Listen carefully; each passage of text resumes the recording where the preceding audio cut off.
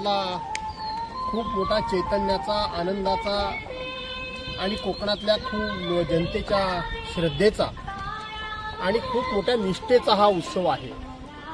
गावागावामध्ये जी ग्रामदैवत आहेत त्या ग्रामदैवतांच्या पालख्या बाहेर पडतात आणि या होळी सणाच्या निमित्तानं त्या पालख्या नाचवण्याचं काम, ढोल ताशाच्या गजरामध्ये त्या नाचवणं, आनंदोत्सव साजरा करणं आणि त्याचबरोबर होम लावणं म्हणजे मोठी होळी लावणं अशी परंपरा अनेक वर्षापासून या कोकणामध्ये आहे। या परंपरेला अनन्यसाधारण असं एक महत्त्व आहे। या परंपरेतून गावातली सगळी मंडळी एकत्रित येतात।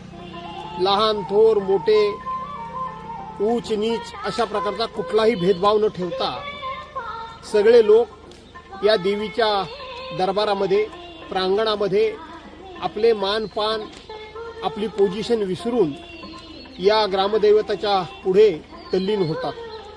अशाच पद्धतीनं माझ्या गावचं ग्रामदैवत आई शारदा देवी, वरदान देवी, मानाई देवी आणि चंडिका देवी अशा पद्धतीचं हे माझं ग्रामदैवत आहे।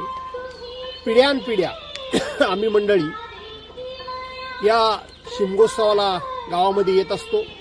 त्याच पद्धतीनं नवरात्रोत्सवाला देखील गावामध्ये येत असतो। आम्ही या दिवसाची सगळी मंडळी वाट पाहत असतो की कधी एकदा हा शिमगा महिना येतोय, हा होळीचा सण येतोय आणि आम्ही आमचं ग्रामदैवत शारदा देवीची पालखी आम्ही आमच्या खांद्यावर घेऊन नाचवतोय। याकरता म्हणून आम्ही खूप आसुसलेले असतो। आम्ही खूप श्रद्धेने या गोष्टीची वाट बघत असतो। तो आजचा दिवस हा कोकणामध्ये सर्वांच्या दृष्टीनं खूप मोठा आनंदाचा सण आहे।